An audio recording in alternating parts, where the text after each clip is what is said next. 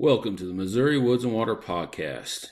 If you made it to today, then you have survived Snowmageddon 2025.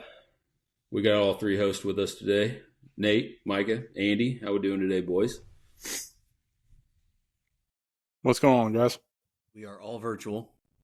So if you're watching on YouTube, you see all three of us at our homes right now because, let's see, today is Sunday, January 5th.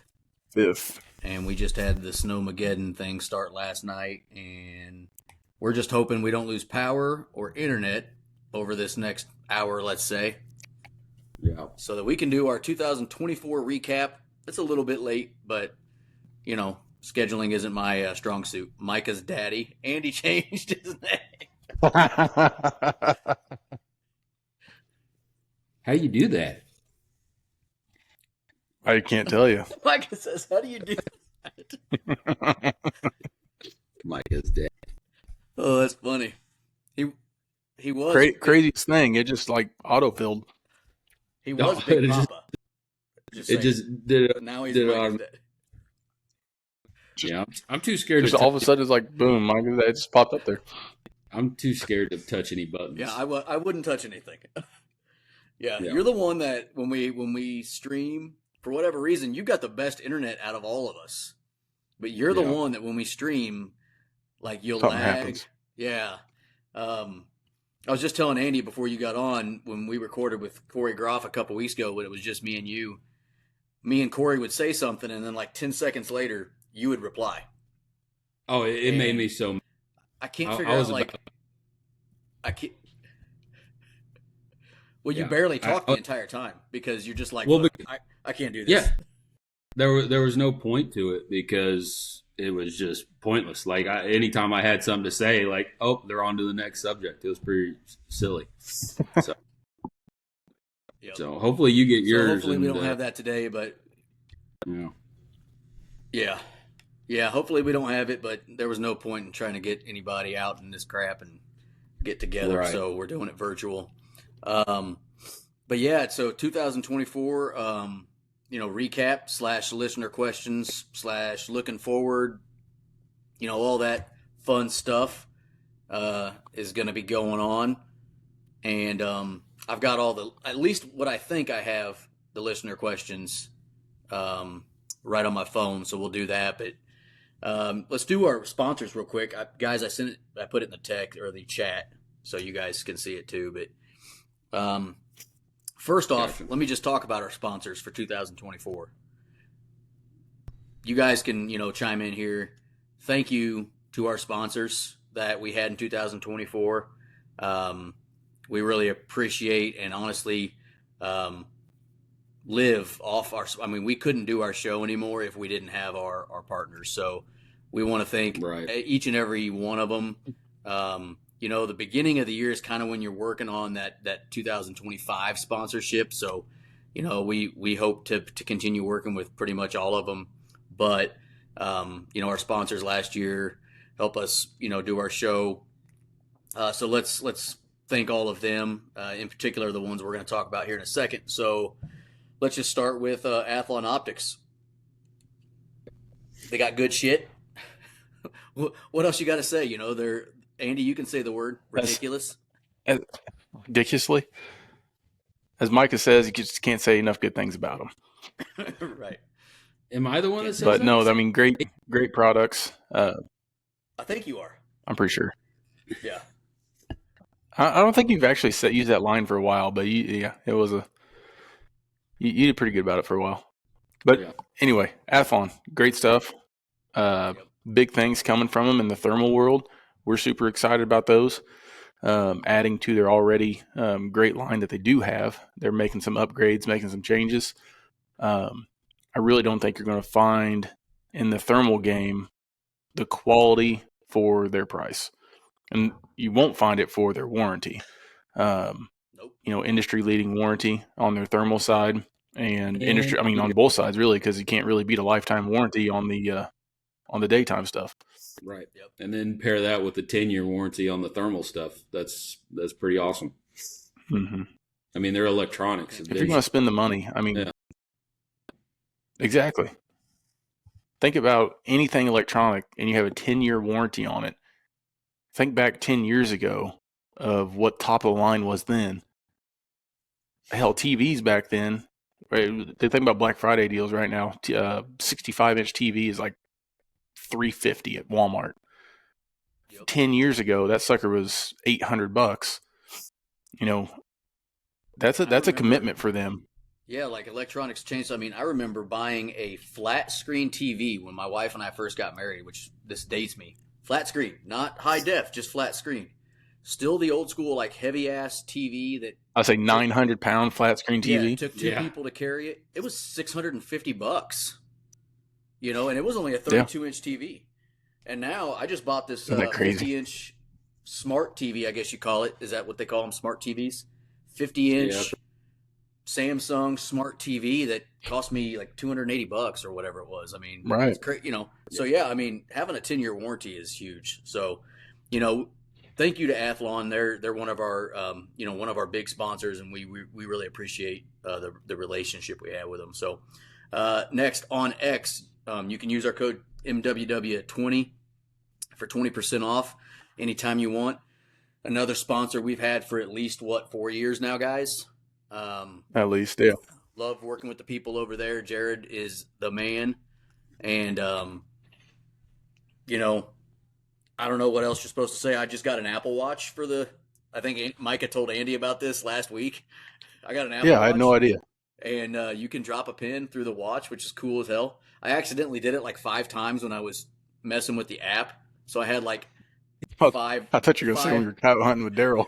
Like 5 pins on my house. I'm like, where the hell did these come from? But yeah, so check out OnX, man. They've got awesome features, and they're always, here's the thing I like about them. They're kind of that industry leader, man. They're always looking to add something new to their platform. And every time I talk to Jared, I'm like, oh shit, I didn't know you guys had that. The 3D exaggeration is huge. I've used that so much. Oh, that's cool. Yeah, it's nice. Just kind of, and to me, the rangefinder. For sure. Yep. The rangefinder. I used it a lot last week. Just 2 fingers. Because in the fog, a couple of us had different brands. It wasn't any specific brand, but the rangefinder wasn't working in the fog when we were coyote hunting the other day. And you could still visually see it without that, but we couldn't get a range on how far across the field or something was. But using the rangefinder function in OnX, you can just pull it up and kind of point your phone that direction, set the little deal, and boom, done. Yep, for sure. Black Ovis, I think I'm wearing one of their shirts right now. Use our code MWW10 for 10% off. Awesome company. Once again, another sponsor that we've been with for years. We're actually probably going to be out at, I think I've said this already, but we're going to be out at the Western Hunt Expo with them this year. And we're excited to meet them in person. You know, everything we've ever done with Black Ovis has been through this sort of platform. And they're great folks. So we're excited to get out there and meet them. Awesome products. You know, it's an online retailer. So they have their own. I'm going to be wearing their base layer all week, I think. Exactly, yeah. They have their own line of stuff for sure. But they also are an online retailer, sort of like you would think of a Bass Pro or a Shields, where you can buy, brands that they actually promote. So they only sell stuff that they think's worth a shit. And then, they sell it through other retailers. So awesome. And I guess not retailers, companies. But check them out, Black Ovis. And then sister company, Camofire, which is, that rotating. Go ahead, Micah. Door of deals. Well, yeah, it's the rotating door deals. I'm really hoping that we get to pick the items whenever we go to Salt Lake City. I need to talk to Craig, see if we can make that happen. So let us know what you guys want on sale that day. Yeah, that'd be hilarious. I'm bringing back Trail Cam Tuesday. There you go. Andy will just put a bunch of freaking trail cams on there just to be right. Yeah. We're not going to be there on Tuesday. Let's see here. Huntworth. I'm just going to request that Tuesdays become Trail Cam Tuesdays again. Huntworth Gear, once again, another partner, man, we've had since I feel like day one. And I actually. They might be. They're not. They might be our first. I'd have to go back and look. Our first is the very next one on the list. Oh, you're right. This is our very first. Huntworth was close. But Huntworth, dude, I was just outside today trying to figure out our driveway situation, and I put on my Heat Boost bibs, my Heat Boost coat, my Heat Boost, what is that thing called, a baklava? The thing Gator? on the neck? Gator. And Gator, then my Heat Boost, okay, that's fine. Gator, and then my hat and gloves, dude. And I could have drove around on that freaking side-by-side all day. It was no big deal, keeping the wind off you. So the only thing that got bothered was my eyes because I didn't have any glasses on. So Huntworth gear, great stuff. You can use our code MWW15 for 15% off. They routinely have bigger sales than that. And we've said it on our show a million times. We don't give a shit if you use our code. If there's a 30% sale, save that extra 15% and get some stuff that's already affordable and quality. Yep. So check out Huntworth. Absolutely. Andy, our first sponsor was the next one. You can start them. Alps Outdoors. So Alps, we use them. Anything from turkey hunting, coyote hunting, definitely elk hunting. Our packs that we go out west with. You name it, any type of pack or I won't say gear, but I mean they have duck hunting packs, they have decoy packs, they have any gear carrying type device.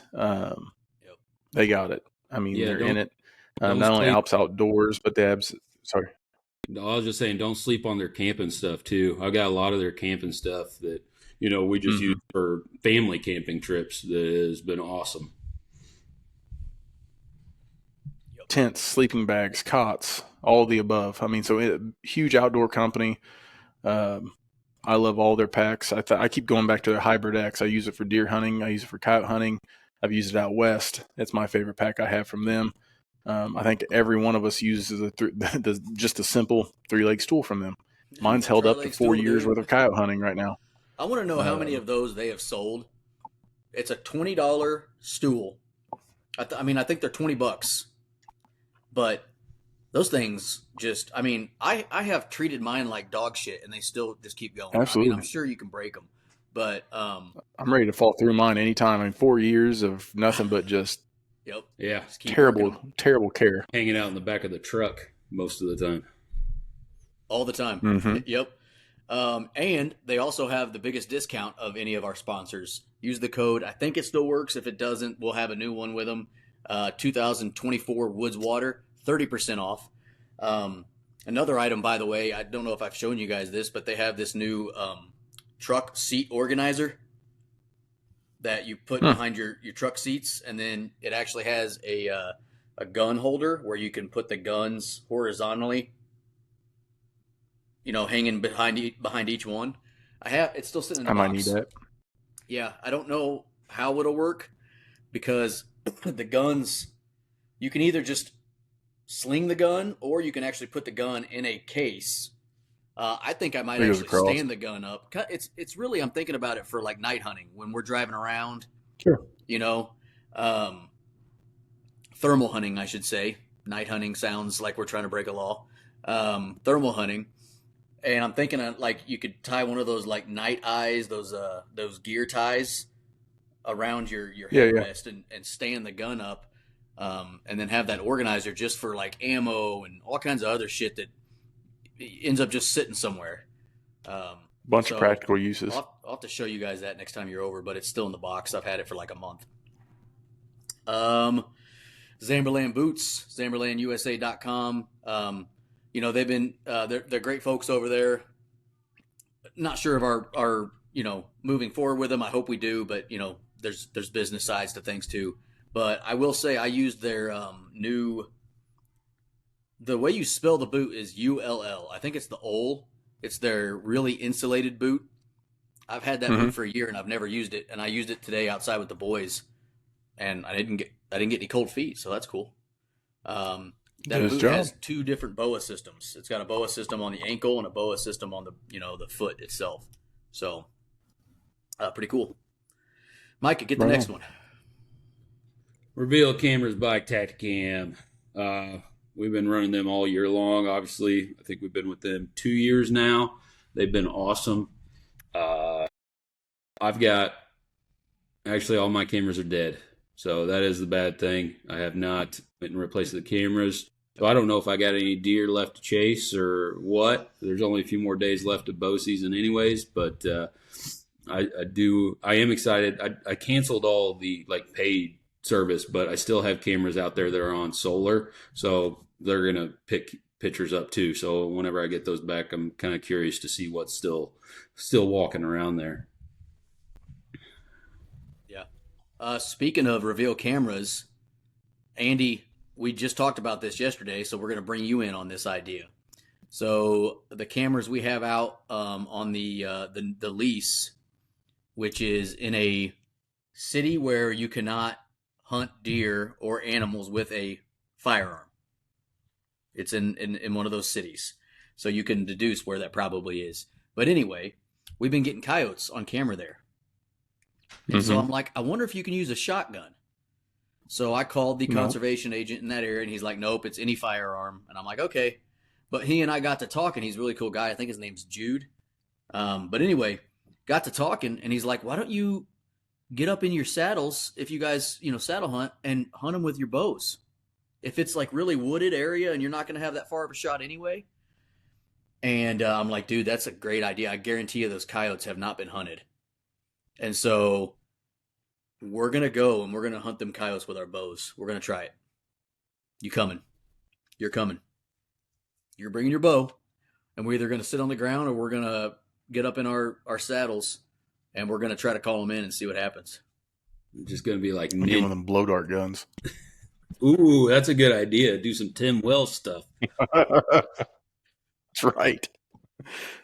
Andy did think about a spear. Didn't you find a spear at like Tractor Supply or something? Yeah, I actually went to go get it, and I started looking at it. And the reason I didn't is, and I didn't have enough time to order one. I had that idea too late. But like the spear sets on the shaft, and then it has like 2 plastic wedges. Yeah. So if you were to spear a deer, that would keep it from going in. I felt like it big thick plastic hooks, so it wouldn't be able to go penetrate far enough. So I didn't think that would be very ethical. So I think next year we might give her a shot. I might actually order a legitimate one. Are we legally allowed to use a spear in Missouri though? Some states it's not legal. I've never looked into. I know we can use like atlatls and stuff, but I don't know about spear. I mean, it's probably something if Andy gets serious about it, we'll probably have to make a phone call and check. But, I mean, it would be. Might have to get it atlatl instead. Yeah. I'm pretty sure you can use, I'm positive you can use those. Right. Yeah. I mean, it's a flying object. I don't know. And then finally, but not least, our buddy Dustin Williams at Habitat Works, doing some cool things with him this coming year. We're on board with him again this year. He's a great guy, smart guy.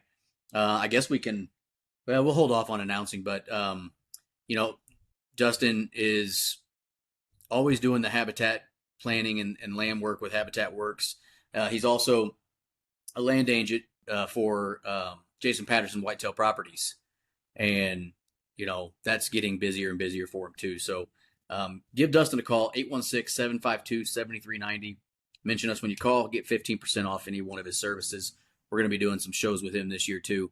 That'll kind of give you some, I don't know. It's nice learning about that sort of shit. He's smart. So thank you to our sponsors. We literally go ahead, Mr. Lagger. What do you want? Dude, it irritates the crap out of me. What would be cool if we could get 15% off of any property he has for sale? That'd be pretty sweet. Yeah. Make that so, sir. Yeah. But yeah, like I said, we seriously would not be doing this show anymore if we didn't have our partners, because the show cost us money. I mean, all the stuff we're using, our wives would literally kill us if we were spending money still 5 years later. So, this show is only possible because of them. It gives us the chance to have the experiences that we get to talk about with you guys, the hunting trips, the different products we use, just all those experiences, whether it's with our kids or whatever it might be. Those sponsors help us make that happen, give us the time, and make it worth it for us to be away from our families and do this. At least, we record once a week, and usually it's several hours. So appreciate it, guys. Because like you said, you don't see behind the scenes where especially when we get together, we'll fuck around for an hour and a half before we ever hit the record button.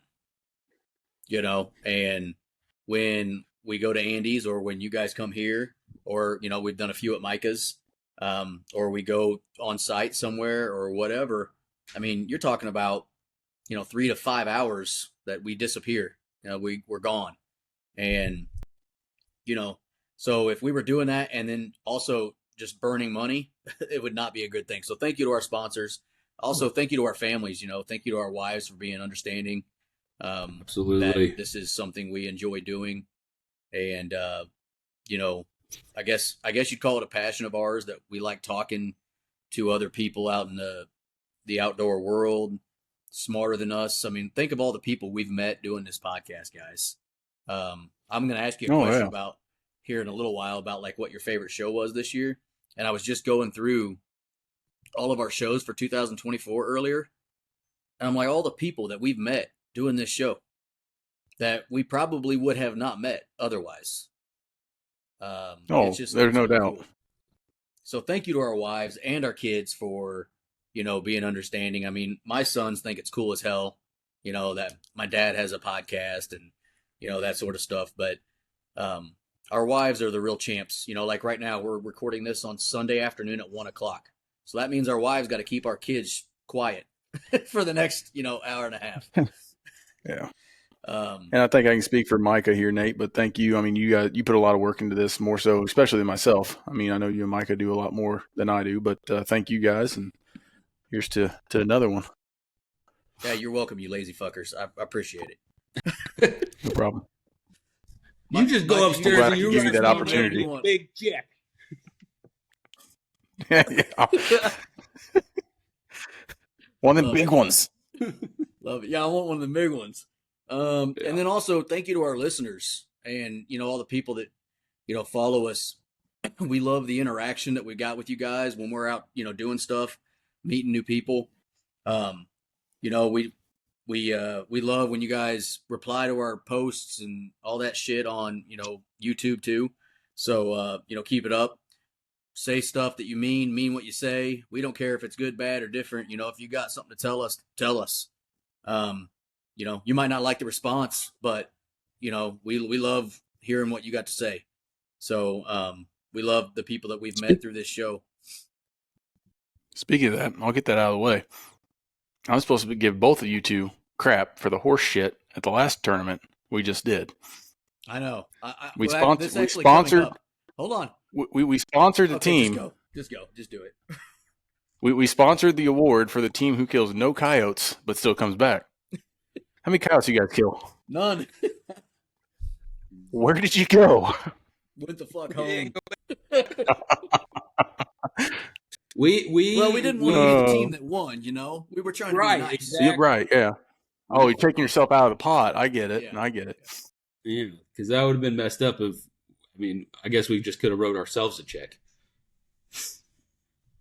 It was already written. It was on one of the big ones. How does that work? Yeah. Do I just need to cancel payment? How does this? Yeah, no. We actually, that's one of our listener questions is, how did your, I can't remember how it went, but no, you're right. Like after I got home, I'm like, we probably should have went back. Mm-hmm. Kind of feel bad. There were some people I wanted to meet that I knew were going to be there, and I didn't go back. And it was one of them deals where we were like 20 minutes from the house. We just got done hiking what felt like almost a mile because you had to go up and down hills. So it was a good half mile at least, one way. We get back to the truck and I'm just cranky because we just fucked up on a triple. That was the only coyotes we'd seen all day. I call it a triple in, and instead of shooting them at 400 yards, which is where they hung up at, we let them work the wind, and then they caught our wind and then took off. I thought they were going to come straight in.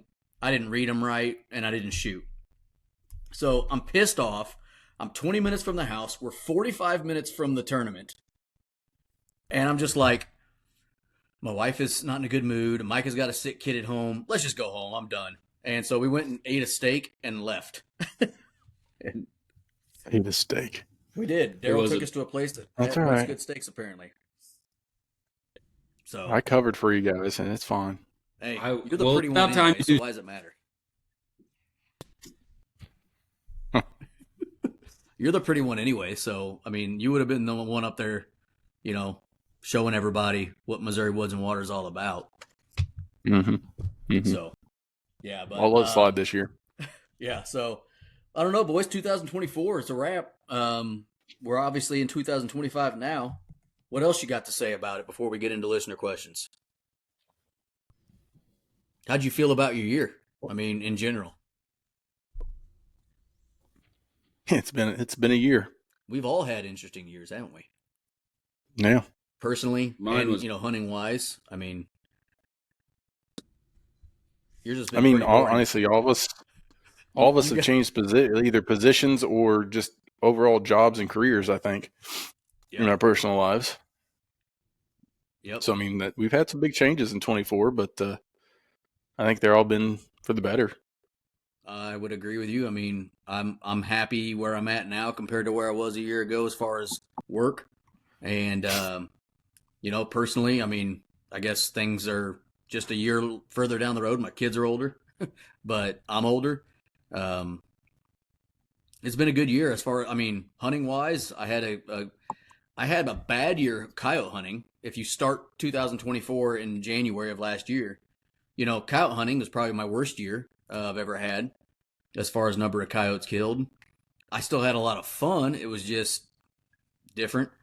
Had a good summer, lots of stuff with the kids, not a lot of hunting, and then had a good deer season and made a lot of memories with the boys out in the deer woods. So can't really complain about 2024, to be honest with you. No, I'm with you. Yeah, for Mike, sure. My deer. deer. About something. Well, I mean, as far as my deer season goes, it was pretty uneventful. I didn't really have anything that I wanted to chase after this year. Had some close calls there at the least of some deer that I probably would have killed, but they didn't really get me too excited. But as far as hunting with my kids, we had a milestone year as far as Lawson getting his first deer down. That was an awesome experience that Nate was part of, and Andy was too, just giving us the spot to go.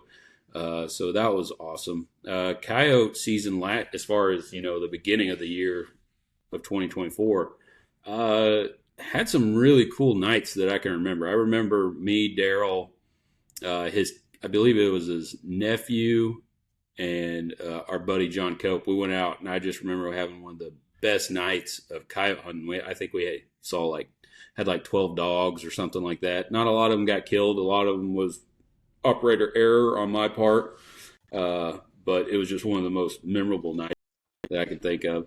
I'm hoping this year coyote season really kicks off because so far it's sucked ass. Only been out one time, and it was terrible. So hoping that turns around. It was not good. No. Andy, what's up? What say you?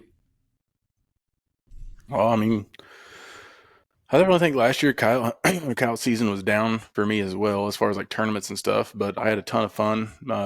Been going with my cousin Austin quite a bit with his decoy dog. So that was a new experience. We did that kind of all through the spring. I don't know. It was just a different experience, different twist on it. We killed a lot of coyotes still, just in a different way. Yeah. But overall, I think calling was just slower. I don't know. It's a growing sport around here, especially. I mean, yeah, for sure. A lot more people are doing it. So I think a lot more pressured dogs. We've in previous years taken a lot of coyotes out of the area. So I think that probably makes a little bit of a cycle difference. I would give it a couple years before they kind of build back up, I'd imagine. But I don't know. I was happy with it. It was a good time. Learned a lot of things, forgot a lot of things. I started calling this year and I'm like, man, what sequence do I normally use? I couldn't remember for the life of me. Like, okay, what was I doing in here? Anyway, so I need to go back and listen to a lot of our old episodes and refresh myself of some of those tips and tricks from the different people we've talked to over the year or years. and get back after it. But deer season was, I don't know, I didn't bow hunt as hard as I normally do. Just with my career change, fell in the wrong time period for me. Yeah. So I had lots of other stuff going on. But rifle season, there was a buck I was after that got killed by the neighbor, and congrats to him. So that I really didn't have anything else on my list. And that second weekend, I don't know, that real massy 9-point stepped out and made my farthest deer kill I've had. So that was, I don't know, some different experience for me again. So not the 10 yards or 5 yards from Pat and Nate, but that's crazy. It was a little different experience, but it was still good. Still happy with it. Great deer, but it was. It's been a good year overall. Yeah, it's one of elk my hunting. goals, actually. I mean, elk season kind of the same. Yeah, for sure. Elk season is going to be different moving forward for a lot of reasons. I mean, it started this year, honestly, but yeah, I mean, one of my goals for this year is to get out with Austin with his dog, and I even told him, I'm like, dude, I won't even bring a gun. I just want to be there because I know, that's one of the worries when you got a decoy dog. You don't want them getting hurt and that sort of stuff. And, just haven't made it happen yet. And, Austin's kind of what I would consider, I don't know what you guys would call it, but, it's us three, and then we've got our Missouri Woods and Water family. And, Austin is one of the ones I would consider as part of our family there. And, sure. So we talked to him. Obviously, you talk to him all the time. I talk to Austin quite a bit, and just need to get out there with him. It's just a matter of I don't have time this morning or whatever. And next thing you know, it's been 3 months since you've thought about going. So, oh yeah. But yeah, that's one of my goals. But podcast wise, it was a great year. We had another year where we got to talk to people that we, I don't know how you say it, look up to in the industry. I don't know if you guys went through the shows, but I did a little earlier. I don't look crazy. up to a lot of people, Nate. Shut up. I do. I look up to everybody. Everybody. It's crazy. There's a hype joke. Amount of shows we've had. That you look back at the show and you're like, damn, this felt like it was forever ago, and it was just, in March, a couple months ago. It's just kind of crazy. But I mean, some of the people we've had on in 2024: John Collins, Al Morris, Joey Hartley, Aaron Warbritton, my sister, Micah made his wife. I took a picture of all the different shows I liked. Like some of my favorite shows were, like I said, John Collins, Al Morris came on, talked about killing a wolf. I don't know if you guys remember the show we did with John Collins about is coyote hunting getting harder. Remember that one? Oh, yeah. Answer's yes. Yep, that was a good one. Then we had Al Morris on. He took down a wolf. Then we had Joey Hartley came on with Mangy Dog TV. Some of my other favorite shows, we had a Tales of the Chase show with Nick, and I think it's Jimenez, but it could be Jimenez. Nick's from down near Joplin. He had a season to remember with whitetail hunting, him and his kids. And then I've kind of kept in contact with Nick since that show. He's texted me. They had another good year this year. So it's kind of cool. Then we had the show with Aaron Warburton about being an outdoors dad. Aaron is kind of one of the only ones. Joey Hartley does it a lot too. But, there's not a lot of outdoor folks that I see that are hunting with their kids a lot. You know what I'm saying? And so us three, we're always out with our kids. It seems like we're out with our kids more than we are on our own at times.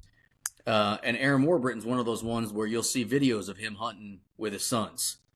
And so we had him on and talked about just being a dad in the outdoors and the challenges and the exciting things about that. Micah made my sister come on the show. I thought that was an awesome show. I was really surprised, to be honest with you, by it. Not that Amy doesn't know how to talk, but I don't know. I just thought it was going to be a clusterfuck, and it was actually really good. So she did awesome. Good job there. You remember the show, Micah? The Kylie Kelsey syndrome. She did. She needs to start her own. She's gonna have. Kylie started her own. Yep. Amy's gonna have her own podcast. Watch out, Micah. Yep. Yeah, that's fine. I got the stuff she can use. Micah, you remember the show we did Yeah. You remember the show we did about can you start hunting for $1,000? Oh, that one was fun, man. I like those. I like those type of Yeah. shows, and like the ones we do with the rifles, or even like the top coyote teams that we've done. Those are my favorite types of shows for sure. For sure. Yep. And then we did one of my other favorite ones. We did another Tales of the Chase with this guy named Ryan Cervello. I don't remember who was on that one as far as with us, but he took down 2 monsters in Missouri. I think he's down by Harrisonville. But those were just kind of some of the shows that stood out to me. They all are awesome for whatever reason, but some of them, I think like when you record it, if you're in a good mood, if you're busy, if a lot of shit's going on, sometimes that you don't get to like listen like you want to listen, and you go back and listen to the show, and there's so much you hear that you're like, damn, I forgot they said that. And so I think you guys know. You guys listen to the show? I go back and listen to every single show when it gets put out. Yes, I know you don't. That's why we talk so much shit, because you don't ever hear it. I'm going to leave like little clues for Andy. Do what? I said, I don't know if we would be friends if you listened to all the episodes, Andy. Yeah. I'm going to start making I know you said enough, Micah. When I write you guys checks, I'm going to make you know about it through listening to the show. So Andy will never have money. That's how it's going to start going. Andy never has money. All right. You guys what else? You got anything else, or you want to get into listener questions? Let's do questions. Start it. Okay. So I think I got them all. I screenshotted everything I saw. If you guys have any that I've missed, let me know. But this is one of the people that I regret not going back to the tournament to meet, because I have interacted with him on Facebook, and I know Austin does stuff with him. Wyatt Hardy, I'm pretty sure, was down at the tournament. But he's got 2 questions. Yep. He's got 2 questions. Actually, 3. First question: how do you hunt tournaments compared to leisure hunting? He's talking about coyote tournaments, by the way. Such as on stand time, and how fast are you rolling through sounds? Who wants to start this one?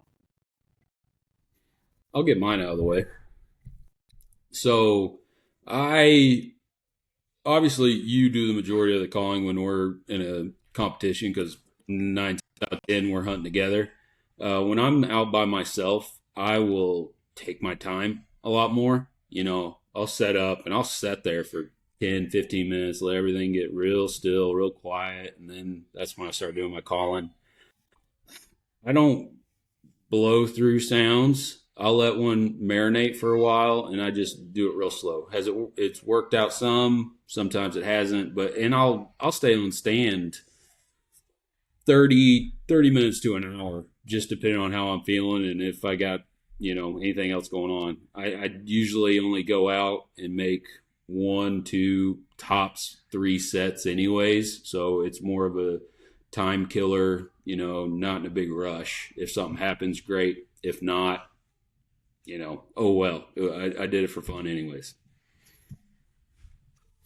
Yep. Yeah. Andy, you want to go next? You want me to?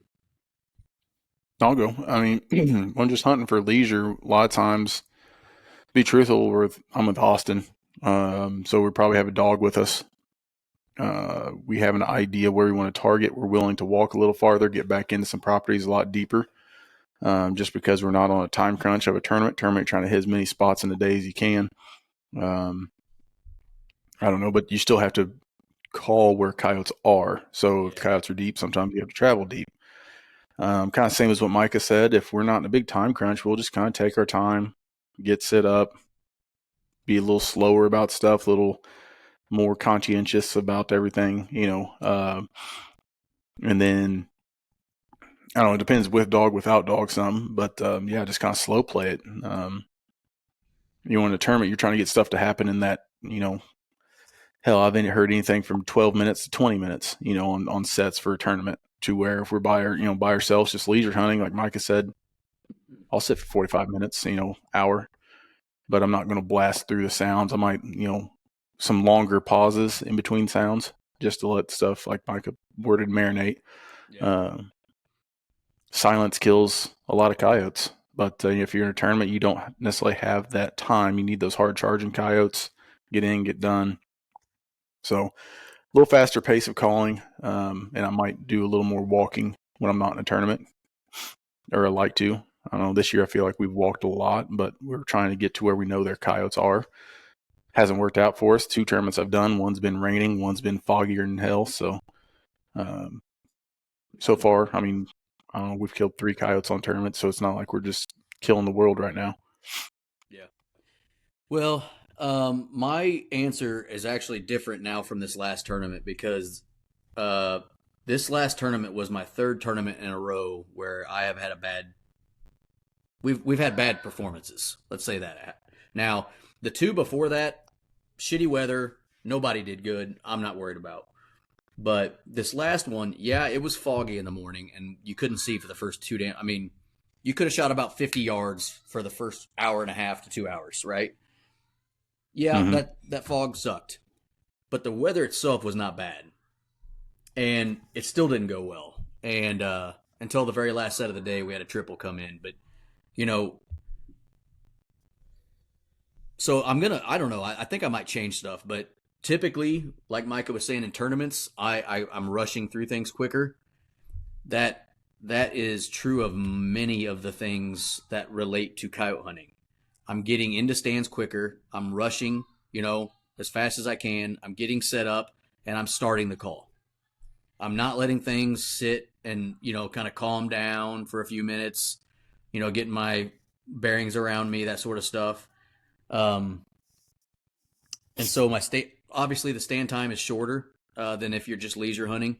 And then also, this last tournament, I felt like I was rolling through my sounds a lot faster than normal too. I felt like I was trying to make something happen, like if I started out with a single female howl, I was getting right into a response, pretty quickly.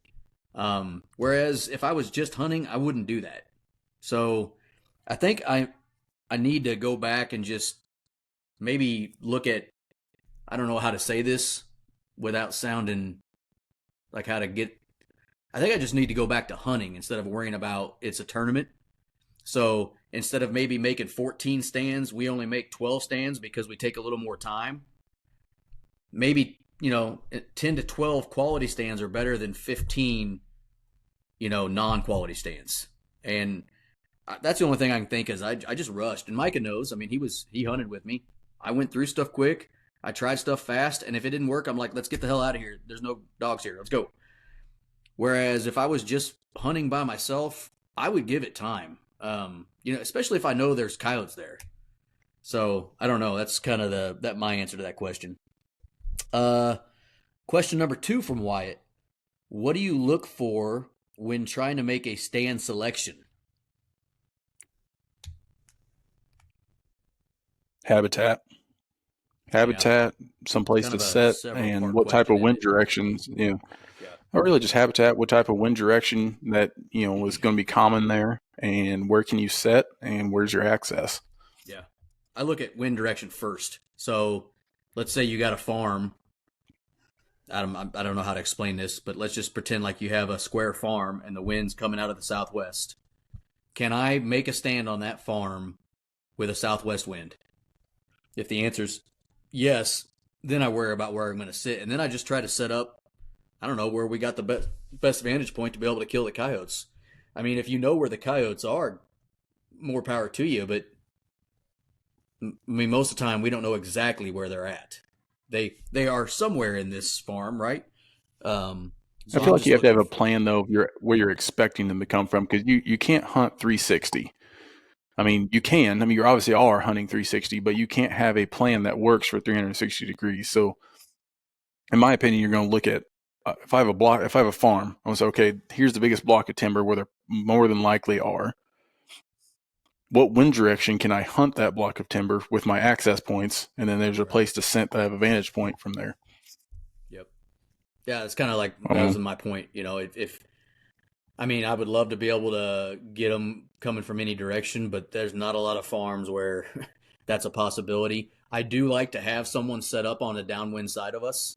Like in a tournament situation, if one of us can set up facing downwind, I like that. And I think we've all seen that. I mean, we all prefer, I think, to have a guy facing downwind if you can help it, because it doesn't happen all the time, but there have been times where the guy that's facing downwind ends up shooting, and it makes sense because a coyote's trying to get your wind, and so they might come from somewhere else that you're not thinking. So that's kind of, I look at wind first, though. That's the first thing I look. So if we're doing a tournament, the first thing I do is look at what the weather is going to be that day and what's the wind going to be like, and then start making my stands based on what the wind's supposed to be that day. Because we all have farms that, let's say, for instance, a north wind is garbage for that farm. You're not going to, potentially kill a dog there. So you might not go hunt that farm if it's got that wind that day. Although, I don't know. I'm thinking about, I've been so shitty lately, maybe I'm just going to hunt the exact opposite of how I used to. So if it's a wind that's blowing right to the coyotes, I'm going to go hunt them. Maybe that's what I'm doing wrong. I'm hunting too scared. I don't know. I'll make you a wager on the next tournament. No, I'm not betting anymore. I'm done. I suck. Micah, you want to answer that one? What do you look for when trying to make a stand selection? Well, I mean, just you guys pretty much covered it. We all kind of think the same thing. But one thing that, like, regarding to the last tournament that we did, what was so irritating is, we were hunting with Daryl. Daryl's a farmer. He's driving around a lot. He sees coyotes on a daily basis, and he knows where they're at. And we go and hunt those spots, and they're still not showing up. That was probably one of the most irritating things. There's coyotes there, and you cannot get them to come out and play. So, I don't know. I mean, I think you can locate coyotes sometimes. I just don't think it matters. So. Yeah. If they're callable, they're callable. Yeah. And his third of 4 questions. What is your go-to sound to start a stand? I guess I'll start this one since you guys started the last 2. Lately, it's a female lone howl. Is usually it's either an invitation or a lonely female. Typically, I like to start stands with a single coyote, unless it's like very beginning of the day or into the night, where like a group of coyotes would help pop off others. But lately, I've been using a single coyote howl if I start with vocals. This last tournament, I did start with distress on most stands. For whatever reason, thinking it might be able to help us, and it didn't. But usually, this time of year around breeding season, I'm starting with a single howl. What about you? About times about the same. I mean, depending on the time of day, we get a little bit towards the middle of the day. I'll probably start with a little prey distress. I don't know. And first part of the day, your first few stands of the day and the last few stands of the day, I'll mix in a couple howls. Lately, I've been trying. It hasn't been working, so I don't know if I'll stick with it. But like some lonely pup howls, or just some like whiny, like lost pup, lost female howls type. Just kind of, I don't know, nothing too aggressive. Start kind of submissive is what I've been trying to do. Yep. But like I said, I haven't had a ton of success yet this year, which I'm not going to write it off quite yet, just because it's coyotes' demeanors change through the breeding season. So it's one of those things that at some point it's going to hit and we'll be fine. But it's just finding the right sounds, the right time, right demeanor those coyotes are in at the time. I got that. And then oh wait, I guess Micah, you still got one. Well, I mean, like y'all, last year, and I'm just talking about me personally, last year I was doing a lot of vocals, not too much prey. This year, I'm going to switch it up, and I'm going to go completely opposite. I'm going to do a lot of prey for kind of my, spots I go to every year and see if that changes things. Last year I had some success with that, but they've, obviously it's just depending on the day what's going to tickle their fancy. But this year I'm going to try a lot more prey distress than I have in the past. Right. Yeah, I don't know. I'm definitely gonna do it. Is that my niece? Is that my niece Lainey? Yeah, kids. Let me tell you, exciting. Got them Thomas genetics, Andy says. I like it. And then his final, Wyatt's. So Wyatt, thank you for the questions, man. Appreciate you. His final question is a little stir the pot question. He says, Nate, why did you let Austin, Andy, and Jared shoot more coyotes than you? Well, because I fucking suck. So that's why. What pisses me off is, what'd you guys kill, 2 in this last tournament? I can't remember. Yeah. Pisses me off is I had a triple come in on the last set, and if Mike and I just would have shot him at 400, we could have just tied you and move on with our day, and tried for the third one. But to be fair, you could have shot at them at 400. I would have hit it at 400. That's a poke. Right. My rifle, I shot the day before, and I was all the way out to 500. I had that thing dialed. Michael, I need to go shoot at 5 because we had one at 5. Our third coyote was at 5. He picked us off sitting down, and we let it fly. But I don't know. I need to figure out what my hold is on that gun because I don't know it at 5. Yeah, I had my MOA. So my MOA at 400 is 5 on that gun, and I had him in the crosshairs twice at 400. And I just kept thinking to myself, he's going to work. I'm always been one of those coyote hunters that I will let the dog work. I don't shoot them immediately. I will let them do their thing. And in that case, it fucked me because I thought he was going to come in, or I thought they were going to come in. They didn't. So I felt good. Mike, I don't know how you felt at 400, but at least you could have shot at him. Yeah, you're right. We could have shot at him at 400, Andy. But I'm teasing. It's just aggravating. But that's why you've seen the same amount of coyotes that I did. I just fucking suck. It's over. I'm gonna just retire from coyote hunting at this point. Yeah, I definitely felt defeated. Why, man? Thanks for. Yeah, it's not fun. But thanks for the questions, man, and looking forward to meeting you sometime. Sorry we didn't come back. That was one of the reasons I regret not coming back. Shameful. Shame. All right, next question. I did tell everybody. I did say I was gonna. Shut up, laggy Larry. Piss Michael off. He left. Damn lagging Larry. I said I was going to answer every question, so I'm going to answer this one. This is a text message from my mother. She says, Missouri Woods and Water said to ask anything, and they would answer it. So 1, when are you having your moms on? ? Oh, my mother would love it. I'm not against it. Micah, did you hear the question? When we're going to have our moms on? Yeah, I'd be down for that. Yeah. My mom, her dad grew up hunting, so she's been around it, but I don't have a problem with that. Carol would be awesome. We'll have to figure it. Carol, my mom would be all over that. My mom would I don't know what she would do. She'd ask some dumb My mom tried to beat me out of the deer stand this year. She did. So, yeah, I'm not against it, Mom. We'll do that. So, next one. When are you having your mamas on? 2, when are you having some fishing episodes? I don't know. When any of us give a shit about fishing. Bow fishing. Bow fishing is probably going to be one. Just a suggestion. The Colorado crew, maybe even the dads. I don't disagree. We should do an episode with the moms and an episode with the dads. Oof. That's risky. Roger's already been on the show, so he's a pro. He knows what he's doing. Micah, your dad's a pastor, so he knows how to speak. He's got good diet. I guess I forgot about that. My dad's been on the show too. Yeah. So, I didn't say it's a guarantee that we're having the moms and the dads on the show. I just said it's a good idea. Remember that. It's risky at the same time. Risky, yeah. I just don't know what my dad Those guys would that contribute. Beat our asses when we were kids. Yeah, my dad, he has nothing to say about he loves Jesus.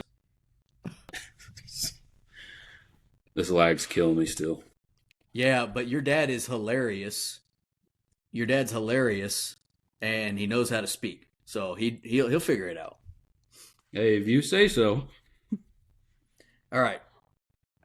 But like I said, I did not guarantee any of those things. I just said it. Good idea. All right. Thanks, Mom. Love you. All right. Next is from Austin, our buddy Austin.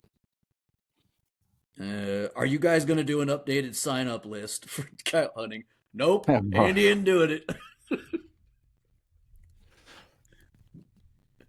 I think that was for you, Andy. It is. It is. Oh, he says it's an inside joke to Andy right after that. We have had. I apologize. I'll just go ahead and apologize because we're probably not getting one this year, and we've had that's the most requested thing that I've seen, and people have texted me, people have messaged us. I apologize. I'm a failure in life. I did not make your coyote list. You are. However, if anybody does want to know, there is a Facebook page. I think it's called Missouri Predator Tournaments. That has also a kind of like a, what do you call it? A list of all the tournaments Predator post page in Missouri. Yeah, it's called Missouri Predator Tournaments. Yeah. I'm pretty sure. But Austin did have a serious question. Individually, what is each of our goals, outdoor goals, individually for 2025? Micah, you want to start? What are your individual outdoor goals 2025? Get lost in a buck. I could care less if I get one again. I definitely would rather see him get a buck. He's hooked. And as far as goal for me, I don't know. I don't really have anything set up yet, or haven't really been thinking about it much, to be honest. Yeah, I'm the same. That's fair. I'm the same way. My individual goals don't really matter anymore, but my goal is to get Bennett his first deer, and then I would like to be able to get Chase his first deer with a bow, which would be a crossbow for him still. And I think Caden will be able to hunt with a... Huh? Crossbow ain't a bow. Don't count. It doesn't count. Know? He's 11. That's just a shitty... He's 11. It's just a shitty rifle. That's all a crossbow is. He's 11. I'm gonna beat your ass next time you say that. No. Anyway, and then Caden, I think, is old enough that he'll be able to pull back enough for his compound. So I'd like to be able to take him hunting with a compound and see if he can harvest a deer with a compound bow this year. Me personally, I don't really care. I mean, if I kill some deer, I kill some deer, or if I, I'd like to do more coyote hunting than I did in 2024. So there's a goal. I'd like to do some. Your goal needs to be to put up them buddy stands behind your shit. Yeah, I'd like to. Well, there's a goal. I'd like to find a property that I feel like I'm gonna hunt long enough that I can put them up. Like your house, Andy. I probably should replace those shitty ass singles out there and put some doubles in there for the boys. So that's a goal. I'll do that this year. How about that? There you go. And put together that blind that I need to put at someplace too. And then Andy, what's yours? Not to steal from you guys, but Kendall will be 7. So I'd like to get her out hunting next year. This year just wasn't happening. She wasn't quite ready for it, so we didn't push it. But she wants to. She's just, I don't know. It's the noise of a gun. So I might steal Micah and Nate's crossbow idea. Yep. And look at that for her next year. Nope. But get her outdoors. Not real. Can't do it. Well, I didn't call it a bow kill, but but to get her outdoors more. I mean, she went with me rifle hunting this year, loved it. So we're going to keep doing that. Outside of that, just continue. I want to have new experiences, do new things, hunt with all my friends. I'd like to get and hunt with all kinds of people, but I don't know, just new experiences. Yeah, I like it. And then Austin also asked, what are our goals for the Missouri Woods and Water podcast? Keep kicking ass. Our listening base. I don't know. Yeah, we are. I will say I do have goals. We have goals for the podcast. One of our goals is to continue YouTube. So we just started a couple months ago publishing or putting out all of our podcasts on YouTube. That's going to keep happening in 2025. including the shows that are in person. So we used to do shows like this that we're doing on Riverside or Zoom or whatever. Those would all be on the YouTube, but then if we were in person together, they wouldn't. I stole my wife's Sony Handycam. I might buy Russell's old Sony that he's got to get a little bit nicer one, and we're going to do that. So all of our shows will be on YouTube as well as Podcast World. So that's one goal, and then our other goal is just to continue to, I don't know, try to find interesting things to talk about. So on that note, to our listeners, if you got ideas for shows that you want to hear, once again, tell us. Doesn't mean we're going to do it, but we probably will. I mean, to be honest with you, we like good ideas, and if you send us an idea that we think, hell, that's a hell of an idea, we'll figure a way to do a show out about it. So unless it's about fishing, I could give a shit. But maybe we've done some shows about fishing. What's that one you and I did, Andy, with Doug? Topics. Doug. Yeah, kind of how to break down large lakes. Yeah, Doug Vonberg. Really good. Yeah, he's a retired pro bass fisherman. Yeah, that was a long time ago too. So yeah, man. I mean, that's kind of one of my goals. First what year. about you guys?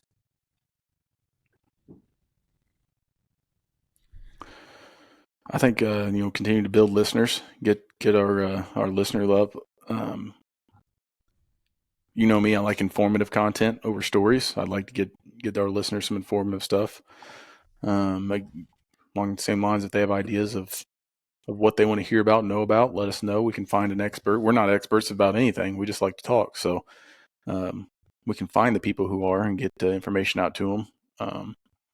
I don't know. I think traveling, if we do go on this trip, I mean, that's going to be a big goal. We always have attend one type of show or expo. We try to do that. So if we can keep that goal going, I would like that. And I don't know, just keep having fun with it. Keep doing it because we like it. Yep. The opposite of Andy, I like the stories more than I do the informative stuff. The informative stuff's good too, but yeah. I like the tales with you. Yeah, I like mixed, but I like the tales of the chase and those crazy things that happen and hearing, how people did what they did. So I'd like to hear more of those. So if you guys got a good story, hit us up. Give us some clips. Maybe we'll have you on. Yep. Yeah, I got one right now. I saw not a YouTube, Instagram reel about a dude was with his wife. He shot a deer, and the deer ran. It was like, I don't know. Oh, yeah. And it ran and died right in front of them. Right slid to their feet. I DM'd the guy, and he never responded to me. He responded to me like 3 days ago. He's like, dude, I'll come on. So probably going to do a Tales of the Chase episodes on that one. But yeah, I mean, that's kind of, kind of our goal, man. I mean, it sucks as you're growing as a show. It's great to grow. But then you end up saying no a lot to things, which I don't like doing. We've been reached out to about like a few shows and events going on, and it just sucks because the three of us all have full-time jobs outside of this podcast. The three of us all have families that are busy, and it sucks saying no to shit that you would like to do, but you just, you only have so many hours in a day and so many trips in you. And so, if you are one of those folks that have asked us to come to something and we told you no, it's not because we don't want to come. It's just this isn't our full-time gig yet. Probably never will be. But, we try to do as much as we can if we can. And we enjoy, getting out there. It's just, a matter of sanity more than anything. So good questions, Austin, man. Good to hear from you. Delete that one next. Let's see. We got Austin Strout. Austin, what's up, bud? What were your arrow setups for the year and how did they perform? I guess I'll go first on this one. So Black Eagle, are they Rampages? I think we all shoot the same arrow technically. Yep. So Black Eagle Rampage. Mine is a 300 spine. I think they're sitting right around 430 grains because I'm 2 foot tall. So I've got short arrows, and I've got Boning Blazer 3 fletch So the old school, like what you think of with fletchings, that's what I'm still using. Boning blazers. I use nocturnal lighted nocks. I've got wraps also with the blazers. I always wrap my stuff. And then nocturnal lighted nocks. Liar, you got 4 kids. Gross. And then for my broadhead, I use a Sever 1.5. And for me this year, I killed 2 deer. That arrow setup did very good. I had one deer made it about 50 yards. He died just out of sight. And then another deer died within 25 yards right in front of me. So I was very happy with the arrow setup this year. We'll probably keep running the Severs moving forward. Whoever wants to go next. I think I got the same. You got the same arrow, Rampage. Mine are longer, obviously. You're a 250 spine. I know that. Yeah, I'm 250 spine on those. I think I cut off the excerpt portion. I mean, mine are almost full length. So I'm sitting about 5 1/4 on weight. This year was the first I went to a 4 fletch. The boning heat is what I shoot, but I have a 4 fletch on them, and then still shooting the same Sever 1.5s that Nate is. This year I did not. I was shooting the Severs last year too, and they performed great. Did not shoot a deer with my bow this year, so couldn't necessarily give you a report. Through the shoulder of a deer, did you not? Yeah. I broke. I went through one shoulder and most of the way through another shoulder with the Severs with a buck that I think he was like 15 yards. Yeah, so he was fairly close, but still, it was completely through one shoulder and probably 3/4 of the way through the other shoulder. I had some elevation on him, but that one performed, flawlessly. Deer was dead in 40 yards. I just didn't see it. That was funny. But no, I'm happy with my arrow setup. I have no reserves about it. Yeah, killed the shit out of that squirrel last year. Oh, that was hilarious. Going back to mine, Micah, before you answer yours, I will say I'm very happy because this year I switched back to the Sever.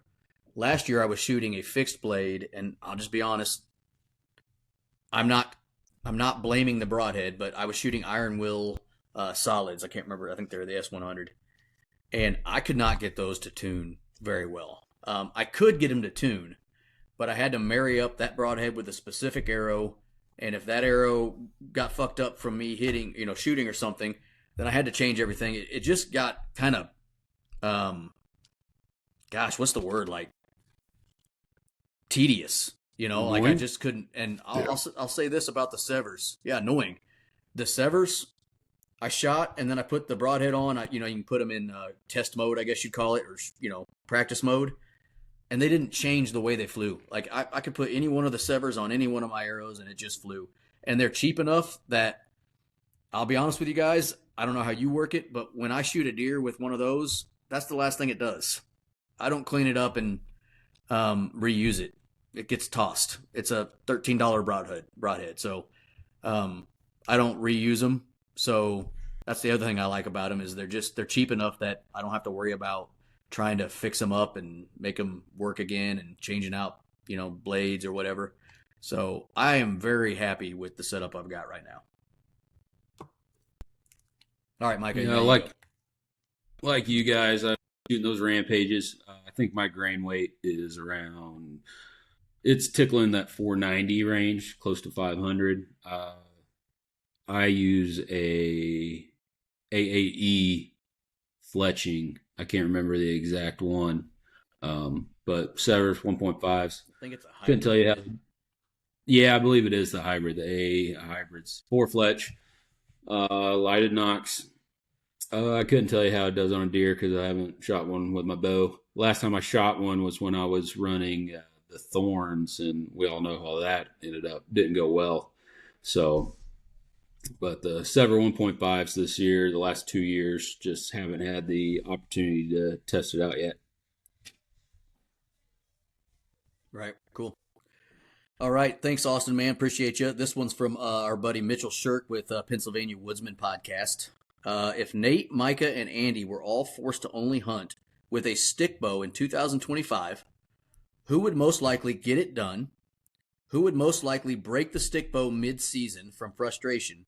And who would most likely say, screw this, let's just wait till next year?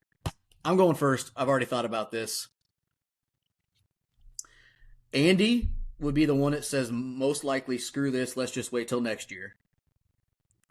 I'm going to be the guy that breaks the bow mid-season from frustration, and Micah would be the guy that got it done.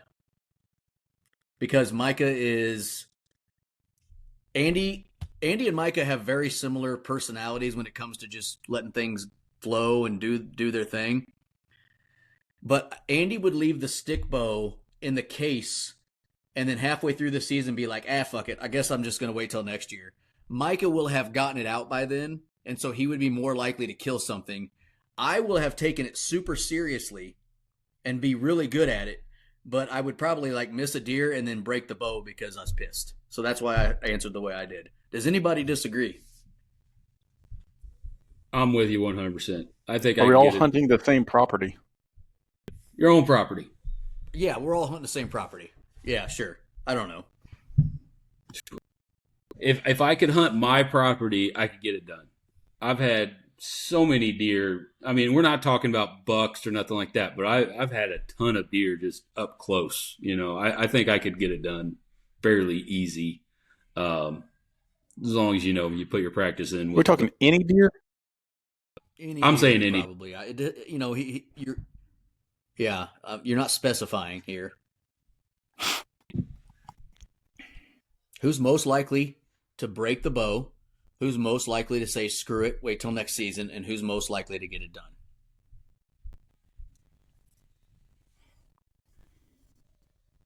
I could put myself in any category, I feel like.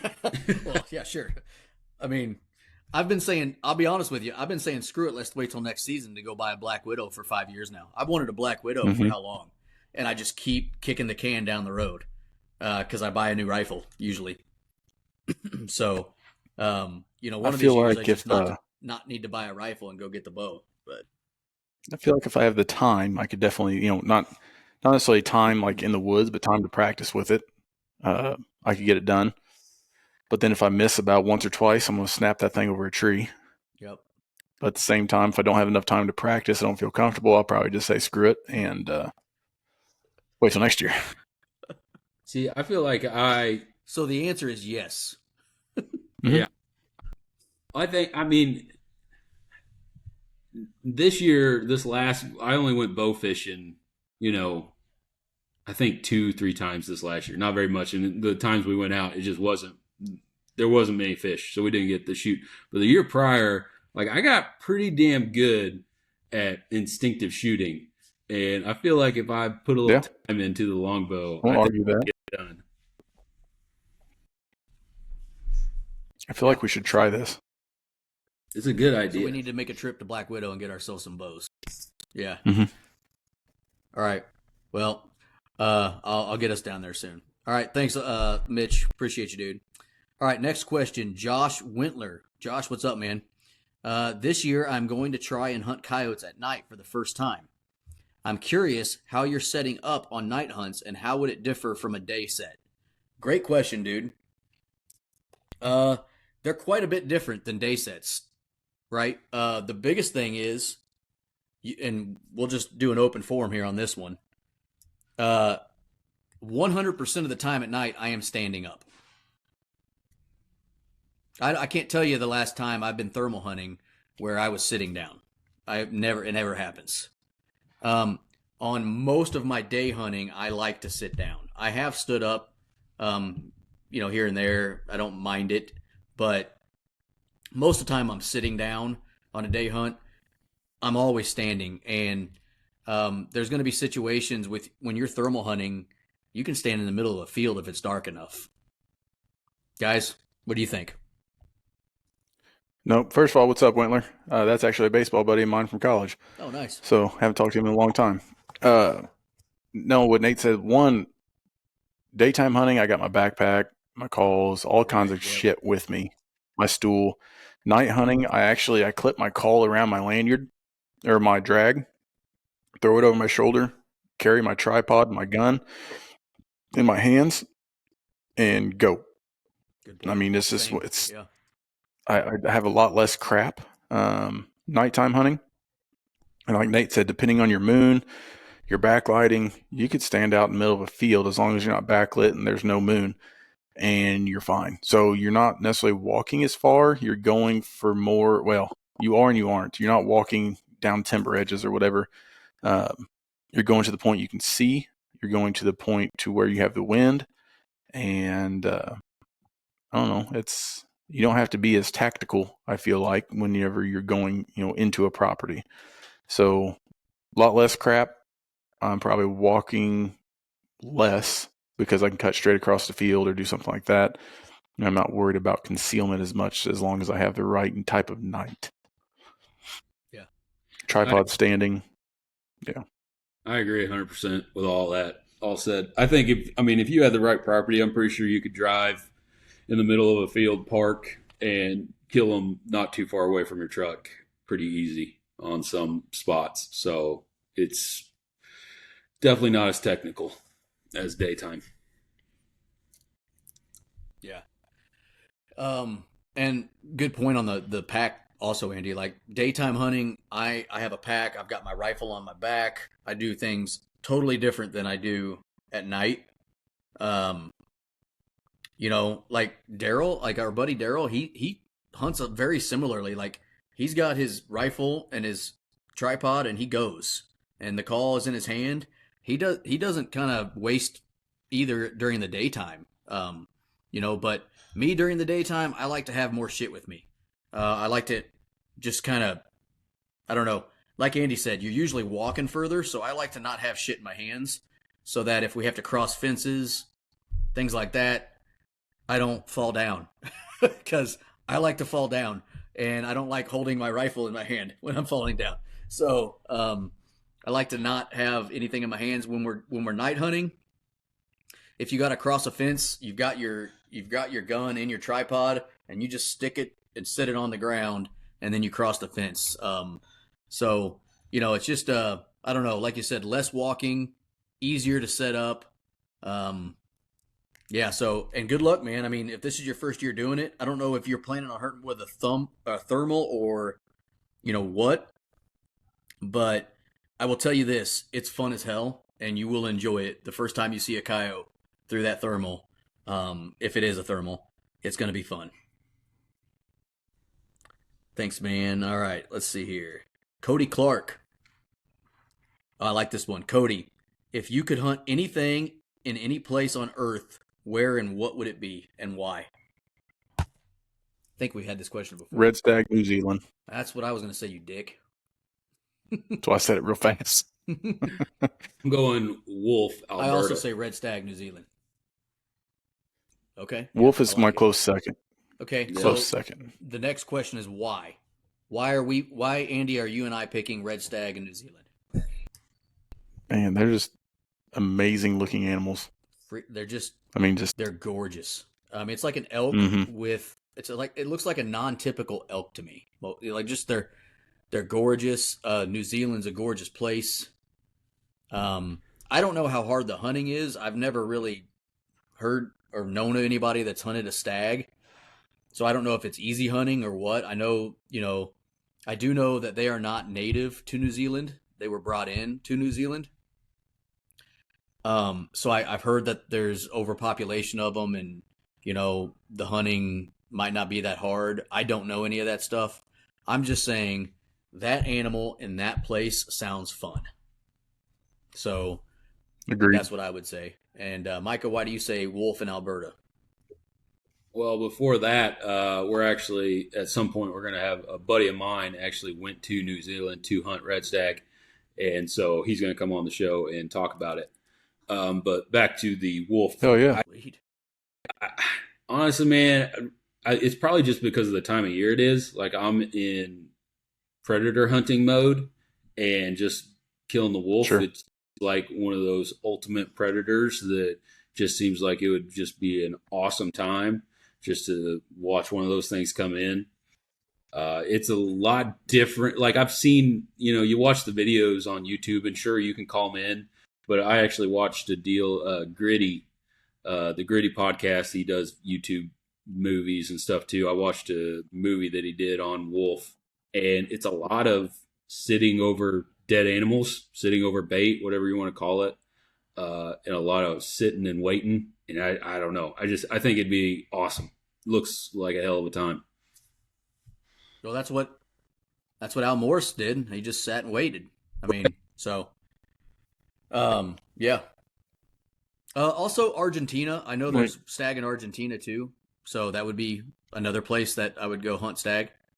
But anyway, all right, Cody. Thank you, man. Jared Lucas, what's your favorite go-to rifle for elk or whitetails? Well, I've never hunted elk with a rifle, so I don't know. I would guess my 300 Win Mag would be what I would take. For whitetail, I guess my go-to is going to be the 6.5 Creedmoor next year. So, you saw what I did there, right, guys? Okay. And that's what I'm probably going to use next year because I bought it for whitetail hunting for the boys. So, that's my go-to. It was the 6 Creedmoor, but I just decided to get a little bigger gun. So I've never hunted elk with a rifle. It would probably be a 300 Win Mag since that's what I got. Although 7 Mag might be a better option, but couldn't really give you an educated reason why because I haven't really ever worried about hunting an elk with a rifle. How about you boys? I want to say 7 Mag for elk for sure. Shot my dad. Never killed an elk with it, but I've killed several deer with that 7 Mag. The only reason I don't shoot one for deer right now is I don't have one that's threaded. So I kind of just using what I got. I have a 6.5 also that I'm using for my deer hunting, but and that's just because it's what I have, not what I prefer. So if I had to pick one, 7 Mag. Micah. Elk, I'd probably use my 6.5. Can be done. Deer, I used the 243 this year. I used the 243 on the deer this year, so it did great. I have no complaints about it. I mean, I shot a doe at 80 yards. My son shot one at 240, if I remember right, 200 plus 200 yards. Both died. So it's a light gun, easy to shoot. Great rifle. I'd say for deer hunting, that's my close second. I've had a lot of deer killed with the 243 also. Great round for youth to adults. I like the Remington 100 grain core locks with it. Be truthful, I just didn't want to sight in my 243 for those bullets compared to my 70 grains, so I didn't hunt with it. Yep, I don't blame you. To be honestly, if I were getting a strictly deer hunting rifle, I'd probably do a 270. If it was just deer hunting, but the way we got, we're also coyote hunters, so all three of us kind of try to, play back and forth with stuff. So that's like why I have a 6 Creedmoor, and now I've got a 6.5. I don't know why I don't have a 243. I did. It just wasn't a threaded barrel, so I sold it. 243 would probably be the most, like if I wanted to use one for both, that would maybe be one. But I have a 6.5 because the rifle I got, they didn't make it a 243. So it's a 6.5. And to me, a 6.5 and a 243 aren't that different that I'm that worried about it. I mean, there's a little bit of difference, and it's to me they're going to be similar guns. The 6.5 obviously you can shoot a little bit heavier bullet out of it, and it's got a little more to it. But if I were just doing whitetail, I'd do a 270. That's what I would do. I'm not a bad choice at all. Yeah, anyway, I have a thanks 270. For the question. Next one. Yeah. Well, I was just saying I have a 270. Yeah, I still got it. It's not threaded, so I'll probably never take it out again. But I have it there. Same. I'll never get rid of it, sort of thing. It's a great rifle. Yeah. Yep. Cool. Sean Spears, coming from Alabama, I'm wanting to hunt in your state. Best time to come and have success for does or bucks. Love the podcast. Sean, thanks, dude. Appreciate you. The easiest answer is during the rut. I mean, if you're going to come all the way from Alabama to hunt here, I don't know why you wouldn't come during the rut. Last week of October, first week of November. Yeah, so right. I mean, last week October, first 2 weeks of November. I guess if it depends on if you're bow hunting or not. If you want to do both, first 2 weeks in November. He does say bow. Oh wait, he doesn't. He just says does or bucks. Yeah, I would. So, yeah, I don't know if it's bow or not, but yeah. First 2 weeks of November, more than likely you're going to be. You hit it. No, I'm done. I'm over it. I think Micah was getting to the point, but first 2 weeks of November, probably, if it's a bow, for sure. If you are coming with a rifle, then you only got 10 days. So, well, you don't only have 10 days. If you're coming for the rifle season in Missouri that's during the rut, you have 10 days. We also have early doe seasons. We have, what's it called? Non-typical. What the hell is that called? Alternative. I don't know. Alternative season? Alternative season. Thank you. Alternative season. There's all kinds of rifle seasons in this state now, or gun seasons. But if you're wanting to hunt them during the rut, then you got that 10 days from usually around November 12th to 15th through the 25th, somewhere in there. So that's when I would come. There's all kinds of public land in our state.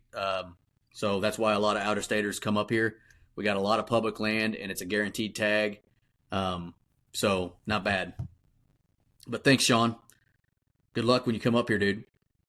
Ben Bailey, what was roughly the coyote count, day number and nighttime number, and what's the thermal scope you guys are running now? He's shopping, he says. So Ben, thanks, dude. In 2024, my coyote count sucked. I think I ended up killing like 28, and that is not just me killing them. That is hunts that I'm on that a coyote died. And I will be using the Athlon 640 Chronos scope this year, Gen 2. What about you boys? Same. Coyote number probably closer to that 40-ish, I'd say. Maybe 50.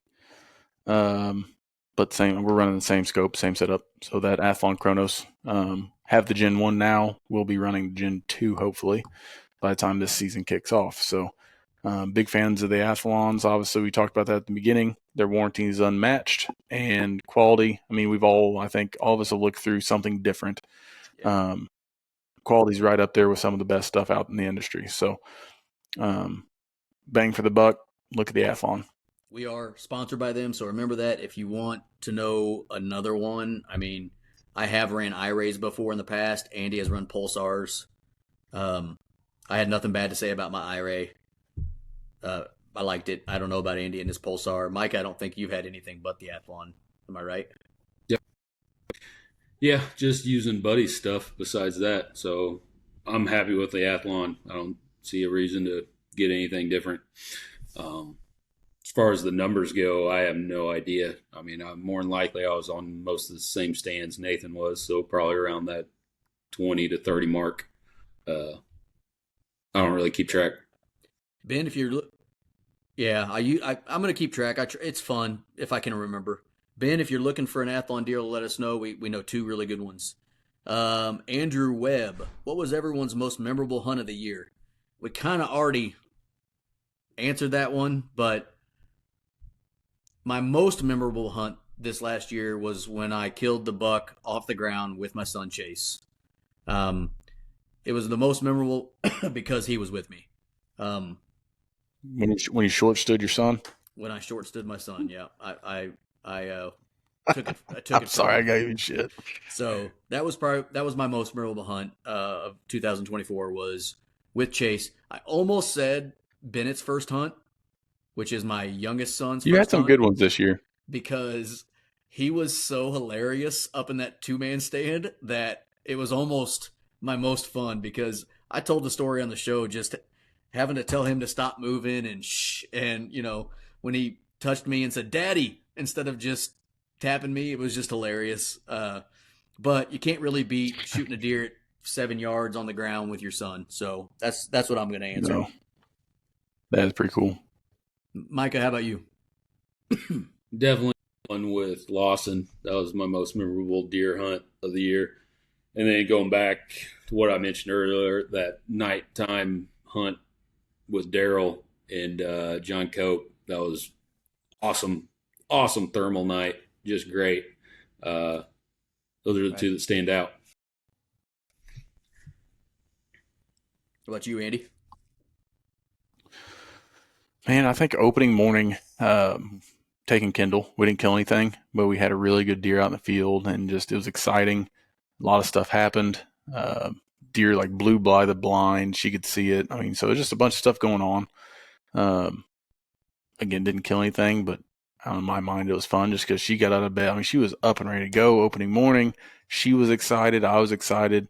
I don't know. It was just fun. Yeah.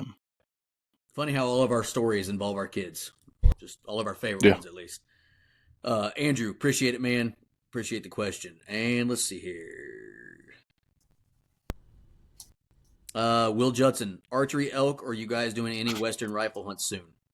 I can get this one out of the way for myself. I will not be going out west to hunt elk in the foreseeable future, probably. I'm retiring for now, at least, just because I've got a senior in high school next year, freshman in high school next year. I don't want to miss 2 weeks of their stuff. So I am not going anywhere, at least for now. What about you boys? I don't know. I'm not sure what a lot in the cards. We got to figure that out pretty quick. But I would like to go, but I don't know. New business kind of throws a wrench in some stuff. I'm building up some points, so I'm thinking about applying for some different states besides Colorado. It'd be probably archery, I'd say, but I don't know. A lot of stuff in the air. I don't know if my dad's going to go again, so that'll be a big determining factor of what I do. Right. I wouldn't be against rifle hunting. I haven't killed one with a bow, so I might as well kill one with a rifle, right? That's kind of where I'm at. Like, fuck it, might as well take the gun at this point, and still not kill anything. Yeah, I'm up in the air. Me and Amy last year we talked about maybe me cashing in my mule deer tag and seeing if we can go out there for a mule deer hunt, just me and her. I don't know. There you go. We haven't really talked about it this year. It's still kind of early for it, but I think that'd be pretty cool. As far as, elk and stuff, I haven't given it much thought, honestly. Yeah. Yep. Just a couple more random. If Will quit killing all the elk and make us if Will would quit killing all the elk and make us look like some freaking spuds out there. He is. He's like freaking John Dudley out there, just killing them all. Good job, dude. Randall Coffer. So he's got a 3-part question. Any changes to your gear setup? That's a difficult question just because there's all kinds of gear. Not really. For what? Like for what are we talking? Good question. For elk hunting, for coyote hunting, for don't know. Let's say all of my stuff, the only change is really the saddle hunting this year. I did not hunt out of a tree. Well, I did not hunt out of a tree stand this year.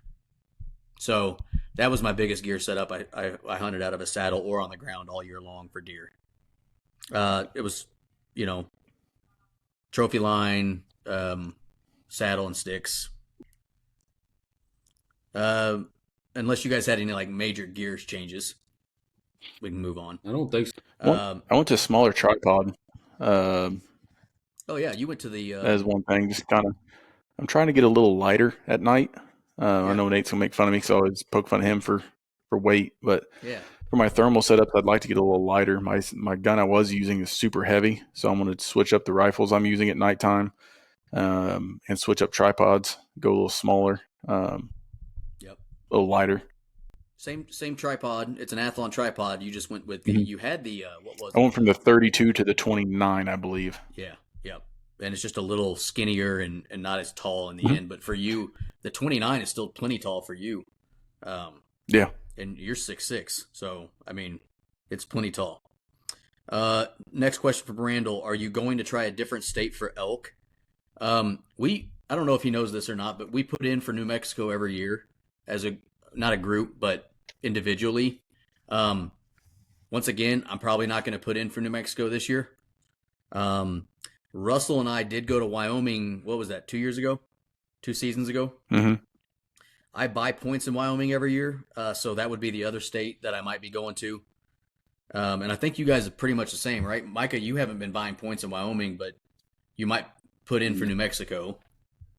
Yeah, New Mexico is always Andy, an aren't you option. the same way? I got points in Wyoming. I've been building points in Wyoming. I gave up on Arizona because I missed too many years. So I kind of quit putting in. But I got Wyoming and then probably put in New Mexico for the draw. And then I'm building points in Colorado. I've honestly have quite a few in Colorado now. So I'm hoping within a few years I'll get a pretty decent unit there. Yeah, for sure. And then what is one rule that MDC has that you would get rid of if you could? Ooh, that's a good one. That's a good question. That's a good one. Oh, I just thought of mine. Get rid of the 2-month thermal season. If I'm going to spend, and here's why I say that. You're going to get mad at me, Andy, for this, but here's why I say it. If I'm going to spend thousands of dollars on a thermal, I want to be able to use it whenever I want to. So I would. Oh, I'm not mad at you for it. I'm not saying all year long, but I would like thermal season to start like January 1st through like January May 1st. Yeah, something like that. So I would get rid of the 2-month thermal season and I would make it longer. That's what I would do. No, I like that. I would make it January to September on the thermal. There you go. It would be as cool far as to hunt those things in the summertime. Oh, for sure. I would probably change the some of the CWD rules. I'd like to. I was getting ready to say I know what Mike is going to be. I'd like to get rid of the no mineral deal on those counties. Mm-hmm. There's some other things I would change about it, but my one would be getting rid of the no mineral. I like it. Andy. Those are both really good ones. I'm having trouble with like coming up with other rules. Man.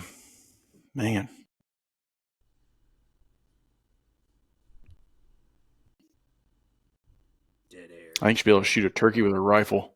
Tired of them motherfuckers. What did turkey ever do to you? I'm just kidding.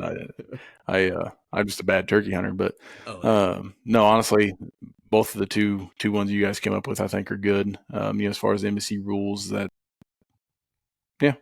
like that. Okay, you'll just echo the sentiment. I like it. And then last one, Randall. I do. I'm having trouble coming up with different ones. Yeah. Have you ever been to the Reinhardt 100, and is it worth going to? We have not, but that's been on my bucket list for a long time. Yep, it's been one we want to go to. I have heard it is well worth it, and we want to go to it. It's just far enough away, and at the almost a 2-day event for us that we don't end up going. But we would like to go, and if you are able to go to it, I would highly recommend going to the Reinhardt 100. Heard nothing but awesome things about it. All those experiences. Experience it. Do it. Yeah, go experience it. You know what's if you funny, have the time, guys, do it. I was worried we didn't have enough questions, and we're at like 2 hours. We're at hour 40, but we're almost done. Cowie Collins. Sorry, dude, if I butchered your name. Cauy. Thanks for the question. What are your all's thoughts on the 224 Valkyrie, and what are your favorite accessories for saddle hunting? Examples: gear hoist, gear hangers, knee pads. I've got 2 awesome things that I will tell you in a second, but let's go to the first one. What are your all's thoughts on the 224 Valkyrie? Couldn't tell you. Never been around one. Never shot it. I looked into them pretty hard there for a while, and I think the reason I did not was ammo availability, and I could get the same speed out of some bigger cartridges, if I'm not mistaken. So that's why I decided 243 was going to have some better ballistic coefficiencies, buck the wind a little better. Not a bad round, but because of ammo availability and some wind deflection, I stick with my 243. Yep.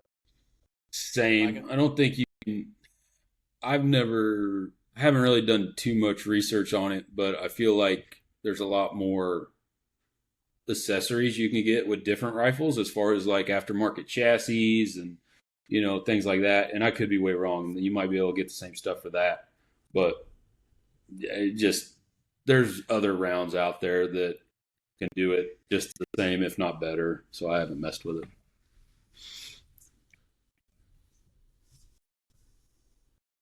Right on, right on. I think the second part, that's up Nate's alley. I saddle hunted a total of one time this year. I've got two things. So they actually both come from the same company. So both of them are from Genesis 3D Printing. We are not sponsored by them, but I would love to be because they are awesome. The first thing is the best thing that I have ever been around as far as a piece of like extra gear, and it's called the strap stager. And what it is when you get to the top of your tree and you're getting ready to put your platform on, this thing hooks to your strap, and you put the strap around your tree, and then it stages your strap on the tree so that you don't have to be holding your platform while you're putting the strap on. And then you get your platform out, and you just stick the platform on the tree, hook it, and tighten it. That thing is the best thing ever. And it's not expensive. It's awesome. And then the second thing is my gear hanger. So I was using the Hiss strap from Tethered, and I have no problem with it. It's fine. It's just pissed me off a lot. And when things piss me off a lot, I look for something else.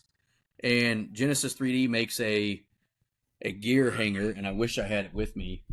It's somewhere in the basement, but it's just a piece of what I would call paracord rope, and then it's got a little like, I don't know, tightener deal on it, and it just pulls them down, and they just cinch down, and you don't have to worry about feeding things through stuff and all that crap. So those are my two favorite gear accessories for saddle hunting. I don't use knee pads or any of the other really crazy stuff. I like to keep it pretty minimal, but those are two things I am glad I bought, and they're not expensive. Andy, do you do anything, or Micah? I know you did it quite a bit this year. Anything that you like? The only customization I really do on my saddle setup is I have straps, I guess you'd call it, where I can attach all the steps and the platform to my harness itself, so I don't have to climb down the tree at all. It's all one up motion, and then just have my backpack and my bow on the ground, hoisted up with a rope. And I do have I don't remember the strap, but it's just a strap that goes around the tree. It's got some hooks on it. I can hang my bow and my bag off of it. That's pretty much all I do. No pads or nothing like that. That'd be nice. Yep. And then last one, Chris Belzer, just trying to stir the pot, basically, I think. You ever shot any big deer in the morning? Every big deer I have has been shot in the morning. Micah, have you? Every big deer. Yep. Not the case for me, but I have shot deer in the morning, yeah. My biggest was at night. Not in the night, but is that the one that you won't let me measure because you're worried about losing? Because I won't let you measure because nothing's beat it. You don't know that. I just want to measure it. There's been no initial score to beat it. I screwed up. I should have just lied and said 180. But so that's all the listener questions, I think. Unless I missed anything, I'm sorry if I did, folks. If you guys have anything, let me know. But appreciate all the listener questions. I was worried we weren't going to have very many, and we were like, damn, we got a lot of them. So that was 2024. Awesome recap show. Looking forward to 2025, which is already started. But I don't know. That's about all I got, guys. I don't have anything. We've already kind of talked about what we're looking forward in 2025 with some of the listener questions. Unless you guys got anything you want to add to looking forward, we're just going to keep on kicking ass, right? Kicking ass and taking names. Right. All right. All right. Well, appreciate you guys coming on in the Snowmageddon, and we will catch you guys on the next one. See ya. Catch you on the flippity flip.